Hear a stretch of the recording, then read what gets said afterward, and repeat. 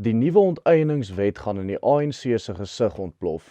Hierdie wetgewing, wat die klousule van onteiening sonder vergoeding bevat, is 'n baie positiewe ding vir ons mense. Die naderdraai van hierdie wet het die potensiaal om 'n draaipunt in ons mense en ons land se geskiedenis te wees.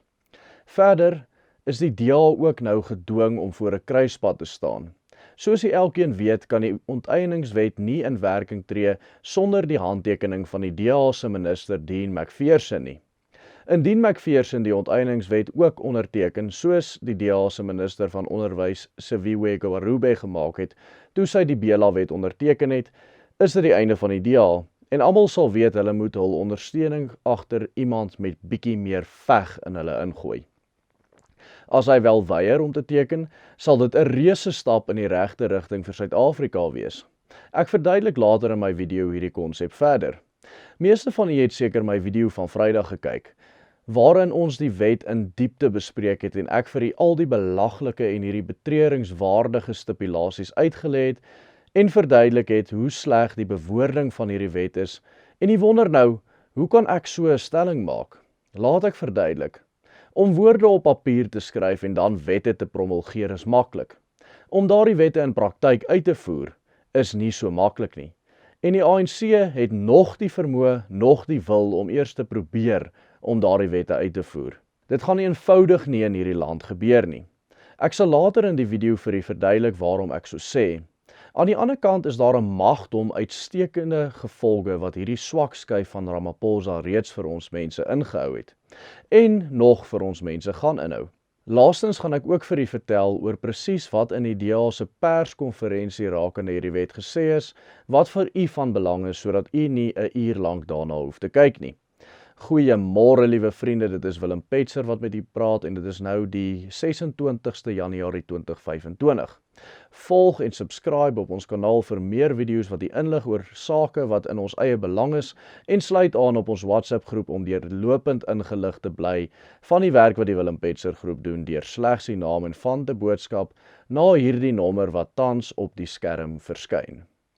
Die eerste positiewe uitwerking van hierdie gemors wat ek vlugtig met u wil bespreek is die internasionale aandag en steun wat ons uit hierdie gebeure gekry het. Slegs uit die Poolse mediahuis, Visegrad 24 waar ek persoonlik betrokke is, het ons meer as 50 artikels gepubliseer in die laaste 3 dae, waarvan ek self 'n paar geskryf het en die artikels is sedert Vrydag alreeds meer as 100 miljoen keer gelees deur oorseese lesers. Verder het ek ook 'n onderhoud met hulle gedoen en soos jy weet is hierdie onderhoud deur figure soos Elon Musk gekyk en gedeel en hierdie onderhoud het al meer as 2.5 miljoen kykke gekry op die platform X. Ek sal vir u 'n skakel na die volle onderhoud plaas in die kommentare. Verder is die Willem Petzer groep ook in gesprek met verskeie groot partye in westerse lande reg oor die wêreld en hierdie gebeurtenis het die deure oopgemaak dat ek ons saak daar in die buitewêreld kan stel. U sien die ANC-regering in Suid-Afrika het, alhoewel hulle openlik kommunisties en anti-westers in hulle National Democratic Revolution, wat die brondokument van die ANC se ideologie is, geweldig steun van westerse lande gekry, veral tydens apartheid.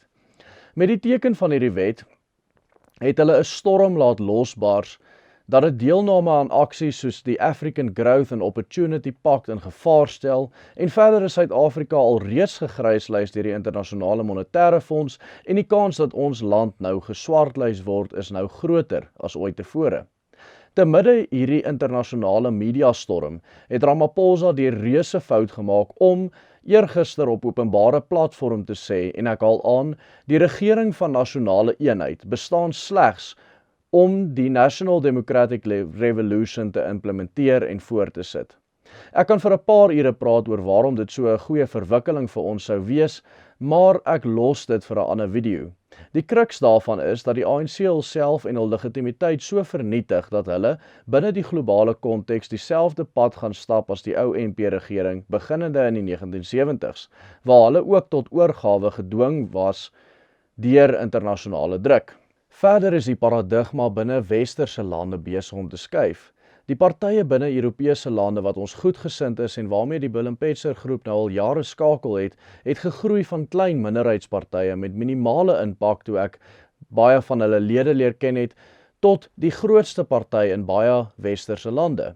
Daardie internasionale skakeling en samewerking gaan 'n groot deel word van die werk wat ons hier by die Willem Petzer groep gaan doen in die nabye toekoms. Die tweede baie positiewe uitwerking wat ons nou sien gebeur is dat die DA begin uiteindelik weerstand bied binne die regering van nasionale eenheid. Hierdie kanaal is werklik een van die min stemme met 'n groot hoofstroom gevolg wat bereid is om druk op die DA te sit om na hul stemmers se belange om te sien. En alhoewel ons baie teenstand as gevolg daarvan kry, het dit die regte uitwerking. Hoe dit ook al sy, presies 1 uur nadat ek my video gepubliseer het Vrydagoggend waarin ek spesifiek vir die DA gevra het of hulle in hierdie geval ook net soos met die Bela-wetgewing hul stemmers in die rug gaan steek en die wetsontwerp gaan onderteken, het die DA se minister van openbare werke en infrastruktuur die volgende uitspraak op X gelewer. As the Minister of Public Works and Infrastructure, there will be no expropriation of private property without compensation on my watch. The guarantee of property rights under Section 25 of the Constitution is not up for debate and is non-negotiable. Soos elkeen weet, moet minister McPherson hierdie wetsontwerp ook onderteken voordat dit in werking kan tree. Ons sal nog sien wat gaan gebeur. Ongelukkig het die DA met die Bela-wetsontwerp soortgelyke beloftes gemaak, maar toe hulle minister Siviwe Gwarube dit moes onderteken, het sy sonder enige weerstand net voortgegaan en geteken. Wat my wel bekommer en ook rede gee om die druk van die kanaal se kant af op die DA voor te sit, is die feit dat toe John Steenhuisen Saterdagoggend land uit Davos, het hy 'n aansienlik sagter stans as McPherson ingeneem en die DA se persverklaring. Steenhuisen het gesê van die DA se kant af wil hulle nou formeel met die ANC verder onderhandel oor hul rol in die RNE en dat hulle, en ek haal weer direk aan, 'n terugstelling van die RNE wil bewerkstellig. Dit is al. Hulle wil nie die RNE ontbind nie, selfs al het hulle beloof om die RNE te ontbind as Bela deurgaan, maar nou maak hulle nie meer sulke beloftes nie.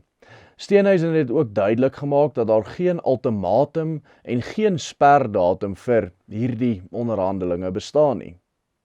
Right, I'm going to ask John then to first reply to Paul and to Sinead as well as Leanne, and then I'll give Dean his chance as well. Great. Thank you very much, and thank you for the question, Paul. Let me be very clear, this isn't an ultimatum.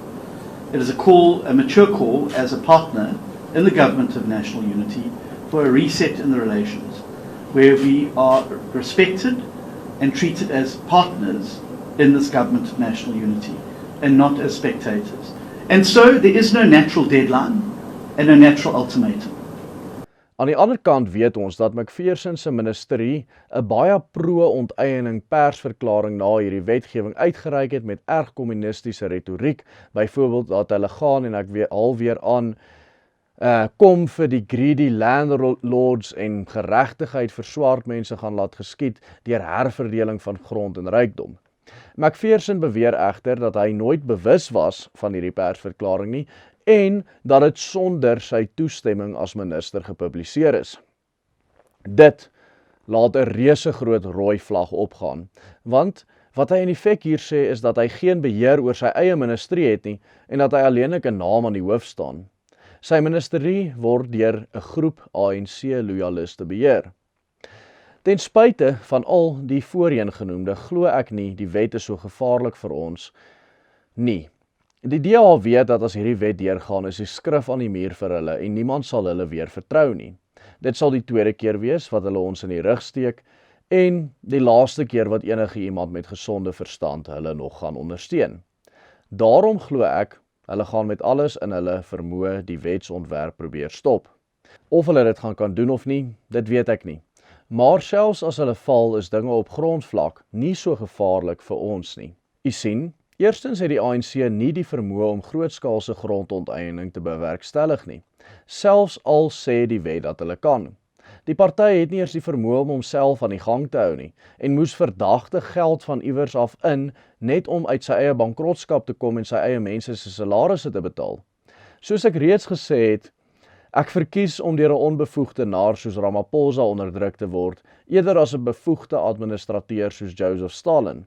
Want, alhoewel die ideologie presies dieselfde is die bevoegdheid 'n redding omdat die ideologie nie kan in praktyk uitgevoer word sonder bevoegde administrasie nie. Die ANC is 'n sinkende skip en die meeste van die kaders is nog net aan boord op die ANC skip vir die persoonlike baat wat hulle uit korrupsie kan maak. Hulle wil nie die appelkar omgooi waaruit hulle so lekker eet nie. Tweedens was hierdie wet maar net 'n laaste poging van die ANC om stemme terug te kry wat hulle oor die jare aan die MK en die EFF afgestaan het, sowel as ander klein partye. Die ANC het nie werklik stemme verloor nie, hulle het net stemme verdeel. As jy al die stemme van die ANC, die EFF, die MK-party en al die klein ander wegbreekpartye van die ANC bymekaar gaan tel, het hulle vandag nog na 2024 presies dieselfde hoeveelheid steun as in 2004, toe hulle met 70% van die stemme weggestap het. Hulle wil nou net weer al daardie stemme probeer konsolideer onder 'n enkele party. Dit is waarom die RN1 so 'n swak besluit was om mee te begin. Al wat dit reg gekry het, is om vir die ANC weer legitimiteit te gee. Aan die linkerkant kry hy legitimiteit deur wette soos Bella en die onteieningswet deur te voer, en aan die regterkant baat hulle by die DA se administratiewe vermoë, en dit lyk vir die gewone ANC-stemmer op straat asof die ANC nou dinge ordentlik begin doen. My argument sedert voor die vorming van die RNE was juis gewees dat die ANC geensins in 'n koalisie met die EFF of MK of enige ander splinterpartye wil staan nie. Daar is 'n baie goeie rede dat die ANC in die eerste plek 'n regering van nasionale eenheid gevorm het met al die partye in die land, behalwe die partye wat hulle eie ideologie deel. Hulle broeder- en susterpartye. Cyril Ramaphosa is onnosel en onbevoeg op baie vlakke. Maar die een vlak waarop hy absoluut geniaal is op die vlak van swart politiekery. Hy het geweet die ANC het hul stemmers na die EFF en die MK toe gebloei sedert die ontstaan van hierdie twee partye, juis omdat hierdie partye presies dieselfde sê as wat die ANC sê aan hul stemmers. Hul ideologie deel en net vir die algemene swart stemmer beloof dat hulle dit beter of meer radikaal sou doen as die ANC. Ramaphosa wil ook nie die Zuma en Malema kaders vir een dag in sy regering hê nie, want hulle is vir hom 'n bedreiging. Hy weet dat die Zuma-faksie eintlik meer steun onder die gewone swart stemmer het as hy en selfs binne die ANC, en sodra hy hulle saam met hom weer in die regering toelaat, hulle sy mag om te skep gaan wegvat deur oor te neem. Hy moes hulle juis uit die ANC uitdryf met regsprosesse soos die Zondo-kommissie, juis omdat hy hulle nie demokraties sou kon uitkry nie, juis omdat hulle meer steun as hy geniet. As die DA net van die begin af geweier het om die regering van nasionale eenheid te vorm, sou daar eenvoudig geen funksionele regering met 'n meerderheidsstem in hierdie land gewees het nie, en geen skadelike wetgewing sou kon deurgevoer word nie. Aan die ander kant blyk dit die DA het nie net hul stemmers mislei met die bangmaakstories van hierdie sogenaamde Doomsday Coalition nie, maar hulself ook. Meeste mense wat hierdie kanaal volg, verstaan teen hierdie tyd dat dit bogsnerd was. Ramaphosa het in effek die DA as 'n effektiewe opposisie vernietig en 'n gedooie administratiewe beampte van die ANC gemaak. Nou kyk hy hoe ver hy die DA kan druk om hom net te help die ANC se National Democratic Revolution verder bevorder, terwyl sy en die ANC se beel so gepoets word onder die gewone mense deur die DA se administratiewe vermoë. Dis is die beste moontlike uitkomste van hierdie hele penarie, dat die RNE uiteindelik geforseer word om te ontbind. As ons 'n hangende parlement kry met geen regerende party wat genoeg setels het om 'n meerderheid te vorm en sodoende 'n regering nie, sal dit die einde beteken van die ANC. En nog erger vir die ANC as hulle geforseer word om wel 'n regering te vorm saam met die MK en die EFF, is dit die begin van die einde vir nie net die ANC nie, maar die EFF en die MK-party ook. Onthou om ons te volg op hierdie platform en onthou ook om op ons WhatsApp groepe te klim. U sal baie baat daaruit kry. Totsiens en God seën elkeen.